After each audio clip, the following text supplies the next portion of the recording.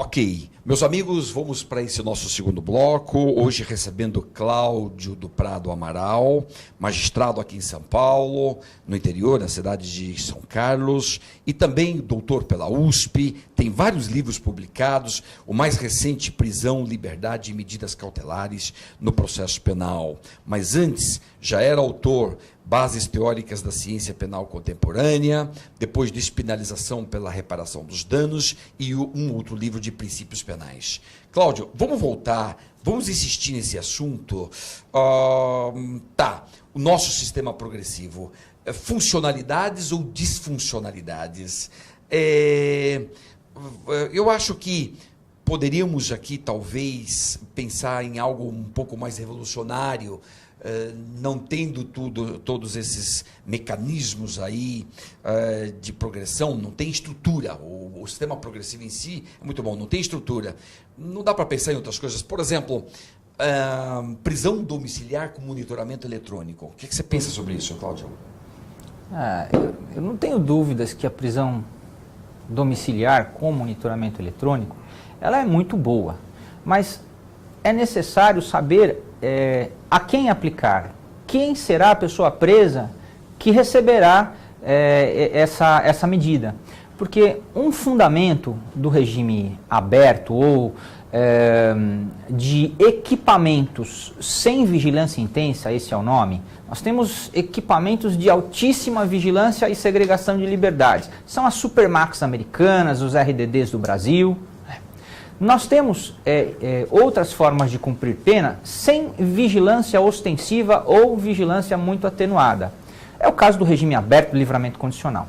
Para que uma pessoa esteja no monitoramento eletrônico, onde ela uma situação em que ela não terá uma vigilância direta de pessoa, quero dizer, ela sabe que tem um dispositivo, uma argola no pé ou na mão, que verificará, acusará quando ela descumpre a pena, mas não existe um equipamento que ostensivamente, quando eu falo equipamento, eu estou me referindo à estrutura física, um prédio, que ostensivamente segregue sua liberdade. Um fundamento mundial deste tipo de cumprimento de pena é a autodisciplina, é a capacidade de ter e conter os seus instintos, de ter freios ético-morais durante o cumprimento da pena. Ou seja, se ele não tem autodisciplina, ele sai para a rua e vai descumprir as regras de baixa vigilância. Ou ele não vai se inibir pelo fato de ter um monitoramento eletrônico. Então ele descumpre as regras do monitoramento eletrônico e volta para o presídio.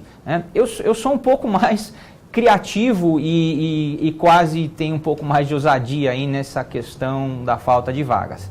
Eu acho que se está cumprindo vaga, se está faltando vaga, se não tem vaga, e o seu princípio maior é a ressocialização, você tem que colocar o sujeito na rua.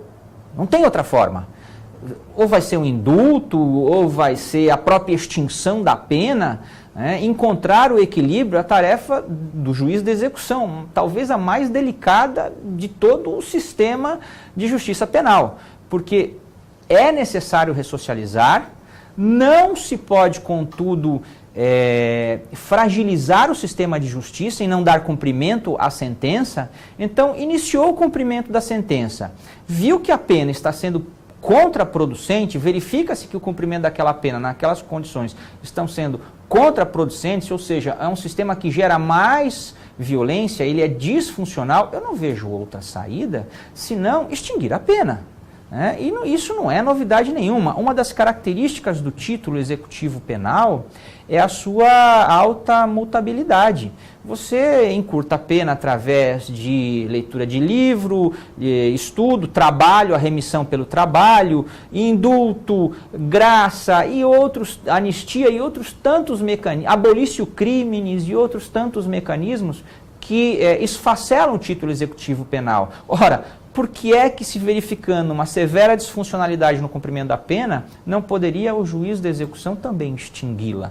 Obviamente, cada caso é um caso, mas o que é inadmissível é isso que o ministro falou, as pessoas preferirem morrer a ter que cumprir pena. Isso. Agora, Cláudio, legal, você acaba de sugerir um mecanismo de compensação. Porque se o Estado não cumpre a parte dele, então que solte o sujeito e acabou. Não tem que ficar ali dentro porque está em desvio de execução. Tá bem, e se o sujeito for um violento, criminoso, violento, perverso? Já cumpriu a parte dele, já cumpriu X tempo de pena, e agora? Também isso, será que a sociedade estaria disposta a receber esse criminoso, violento, perverso nas atuais circunstâncias? O que fazer com esse pessoal? Que é um bloco separado, que tem que merecer uma atenção separada. O que você pensa sobre isso, Cláudio? Tá. Mais uma vez uma pergunta muito legal, viu, Luiz Flávio? Bom, ou é isso ou é a pena de morte, né? Porque existem pessoas que são de difícil correção. Eu não acho que ninguém é incorrigível, não. Mas existem pessoas de difícil correção que não vai querer largar a vida do crime facilmente. É um tipo criminológico. Existe em todo lugar do mundo. O que fazer com esta pessoa quando ela ganha sua liberdade? Seja pelo cumprimento da pena, seja por atingir uma etapa na progressão, ganhou o regime aberto, livramento condicional, enfim. Tratamento ao egresso, que é algo previsto na lei de execução penal, que é algo previsto no mundo inteiro pela ciência penitenciarista. Você tem que fazer um acompanhamento constante, bem orientado ao egresso. Não existe um país do mundo em que isso não exista. Como isso vai ser feito? Depende da psique desta pessoa, depende do seu mundo de vida, que os alemães chamavam do seu Lebenswelt, né? Como é o mundo de vida dessa pessoa? O que formou nela para ela, o que se formou dentro dela para ela atingir esse modo de viver, né? Então, será através das assistências ao egresso, dos acompanhamentos ao egresso, que se poderá ter alguma esperança no trato com este indivíduo de maior periculosidade. Quanto tempo de pena você acha, Cláudio, que um criminoso violento perverso, estamos falando de um tipo criminológico que é o extremo, é o máximo do extremo. Quanto tempo? Antes era 1/6 da pena para efeito de progressão, aí se descobriu que não era bem assim, então quando o crime é hediondo passou para 40% agora, está razoável, está no ponto certo, ou um criminoso violento perverso deveria cumprir um pouco mais da pena para efeito de progressão? Olha, Luiz Flávio, isso varia com a política criminal, mais especificamente com a política penitenciária de cada país. Existem países que você não sai de dentro da cadeia antes de cumprir 2/3 da pena. Existem países que têm prisão perpétua, então isso varia muito da política criminal de determinado país. Eu acho que para o Brasil, para a nossa realidade, 1/6 está mais que bom. Inclusive porque as violações a direitos humanos que são praticadas dentro de uma unidade prisional impõem um cumprimento de pena muito mais severo do que aquele traçado na sentença penal condenatória. Então, 1/6 de pena, para o Brasil está bom. O problema não é esse. O problema é qual é o tratamento ressocializador que o equipamento, que a unidade prisional, quando eu falo equipamento, estou me referindo à unidade prisional, tá, pessoal? Qual é o tratamento ressocializador que a unidade prisional está aplicando naquela pessoa? Isso é fundamental, porque se você aplicar um tratamento ressocializador eficiente, talvez não precise nem cumprir 1/6 de pena. O indivíduo e isso é importante, existe muito preconceito em falar isso, o indivíduo já se arrepende, ele toma o seu rumo certo e nada mais interessa à sociedade senão isso, que aquela pessoa tome o seu rumo certo. Então, varia de caso a caso, eu acho que o Brasil está muito bom, 1/6. Isto, a questão toda, Cláudio, é que esse é o problema, o tratamento.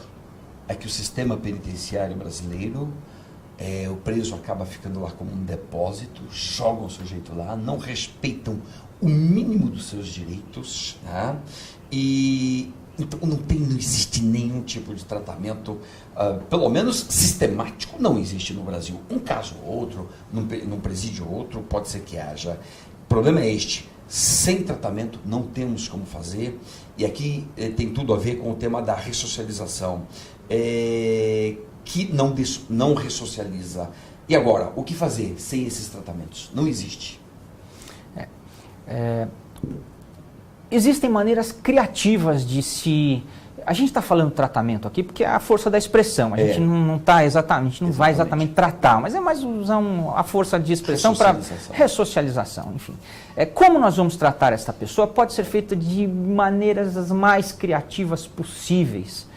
Por que não autorizar a saída do preso para atividades lúdicas, esportivas ou de trabalho fora da unidade prisional? Né? São formas de se promover o contato com o meio externo. Por que não, dentro da unidade prisional, efetivamente se instalar escola? Mas uma escola com uma orientação específica, uma escola que não se limite ao ensino formal de aprender a ler, escrever, mas entender o que se leu, entender o que se escreveu, fazer as 4 operações básicas. A gente está cheio de pessoas que se declaram servente de pedreiro dentro de uma unidade prisional, porque não montar dentro da unidade prisional ou anexo a ela, a escola de pedreiro, né? Porque servente de pedreiro nós temos um monte, mas um bom pedreiro, isso é muito difícil a gente conseguir. Ele precisa aprender a subtrair isso, as 4 operações básicas, para fazer um orçamento para quem o procura, né? A pedagogia em que se busque, por exemplo, formar um garçom. O mercado de trabalho está precisando de garçom, está precisando de pedreiro. Então, além do estudo formal, um estudo profissionalizante que permita ao indivíduo, quando sair da cadeia, o empreendedorismo. Porque ele vai experimentar o preconceito social. Então, é importante que ele comece a ter contato com noções de empreendedorismo. Mas eu vou mais longe. Esta pedagogia precisa ensinar o que é vida cívica, o que é uma praça pública onde as pessoas não têm que ficar pichando, mas têm que curtir a praça pública, noções de democracia, o que é eleição, né? Ensinar noções básicas de convivência em sociedade, algo que não está nos livros da escola, mas que pode ser ensinado sim. Então, a pedagogia, ela pode ser ensinada até numa unidade superlotada. Basta a gente querer fazer isso. Isso. Pois é, e é uma coisa tão fácil de ensinar as pessoas. Tão fácil. Uma sala de aula, um professor ensinando, falando, conversando. Não é caro. E não é caro porque hoje você pode usar o sistema telepresencial. Um único professor pode estar dando aula para 400 mil presos. Por que não? É tudo fácil hoje, né? Então, veja que é incrível como no Brasil nós não temos essa preocupação quase que nenhuma com o preso, a não ser desrespeitar os seus direitos. Vale a pena ainda insistir, Cláudio, na ideia clássica da ressocialização? Luiz Flávio, agora, mas você tocou num assunto importante da aula telepresencial, que eu vou já linkar com a ressocialização, que tem tudo a ver. A aula telepresencial, o que é? Ela é uma tecnologia de TI, tecnologia da informação, né?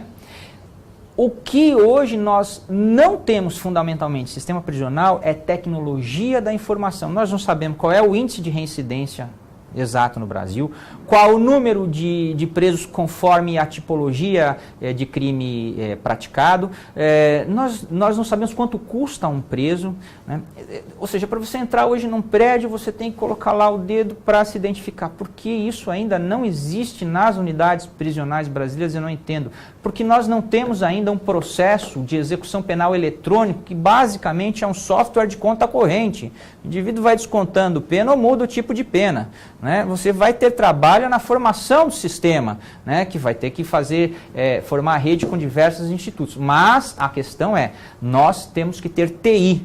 E quando nós tivermos tecnologia da informação de maneira efetiva no cumprimento de pena, a ressocialização, vai ser só uma consequência das TIs aplicadas à execução penal.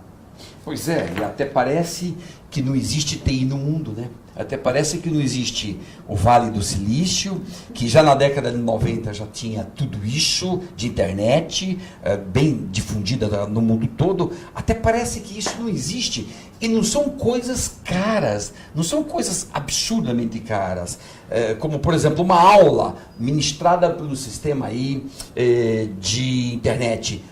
Um professor bem categorizado dá aula para 100, 200 mil presos, concomitantemente, na mesma hora, se quiser.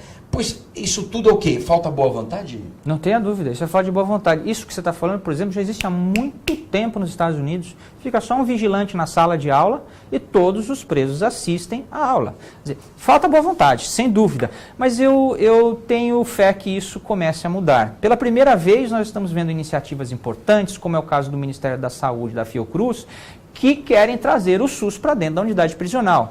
Isso já é um começo de reconhecimento do indivíduo preso como pessoa de direitos, como sujeito de direitos, né?